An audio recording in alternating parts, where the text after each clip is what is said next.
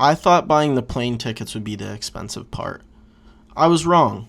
Between cameras, travel gear, hotels, transportation, insurance, and all the little things you don't even think about, I've spent way more money getting ready for this trip than I ever expected.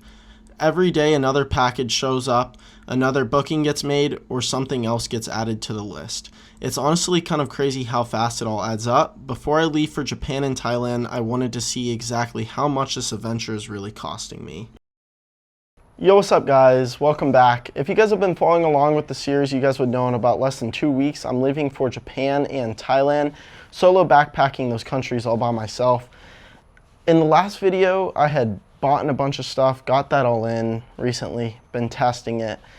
But with that, I never thought about the budget, and looking at it today, adding everything up, I have spent way too much. So today, I'm gonna be walking you guys through how much I've spent, how much it's gonna cost you for something like this, and if it's really worth it to do something like this. All right, so starting us off, kind of more of a personal thing, something you guys probably won't need, is a DJI Osmo Pocket 2. I got this for myself more so for the fact of it's a very small camera, very easy to film with instead of having to film with the phone, better quality as well. A lot smaller, and came with a lot of small things because it was a creator bundle, like all these different lens types, got the wide angle, like ND16, comes with a wireless mic. I got that for about 300 bucks, so we'll start the total off there. And I'm still shopping for a GoPro, but with how much I've spent and how I just told you guys, I'm gonna have to get a cheap old used one. Okay, and for our next section, travel gear. Kind of all those small things like toiletries, chargers, adapters, all those things. So first off, got this bag, just gonna be my side bag.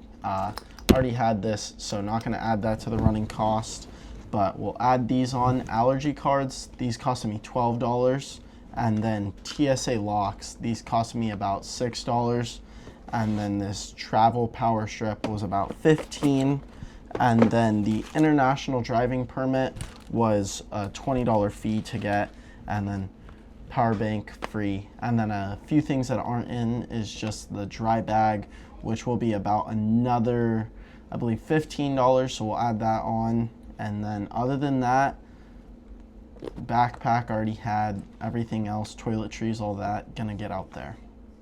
All right, and then that'll take us to our next section, which is travel and flights and all that kind of stuff. So first off, got a hotel, add that in, 20.54, and then another hotel, 90.27, and then 111 for this hotel, and then a flight from where I live to Japan, which was 5:30, and then my flight from Japan to Bangkok, which was 2:04, and then Kawasaki, got a bungalow tour, but before the bungalow tour, gonna stay in a hostel, so it's $675, and then 26.62, and then 18.74 for a train, and then another train, 26.96, and then another bus, 5.6, and then the Kawasaki bungalow tour was like a 30% deposit, so it was like 40.49, so I still got the rest to pay off. But that's everything I have booked for travel right now. Let's move on to the last section. And then this will take us to our kind of last thing. Was it worth spending? Did I overspend? And do I think everything I got was worth it?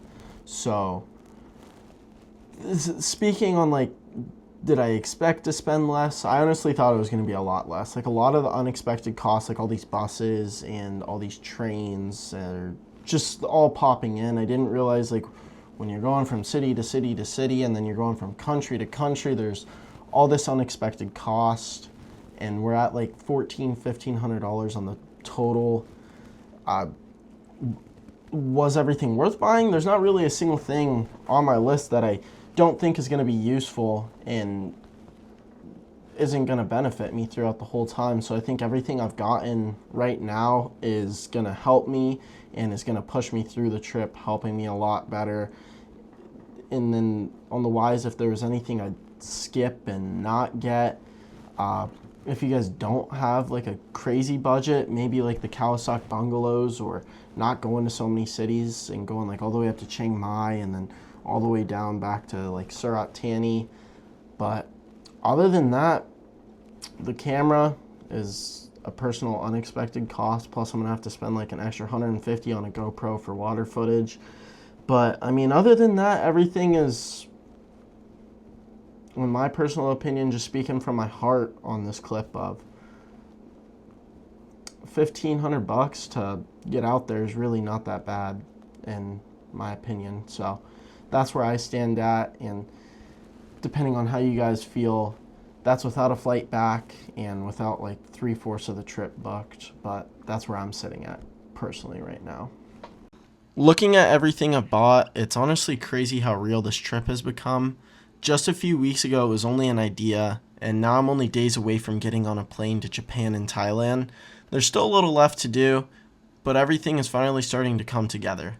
The next video is me packing everything I own into one backpack, so if you want to follow the journey from the very beginning, make sure you're subscribed, and I'll see you on the next one.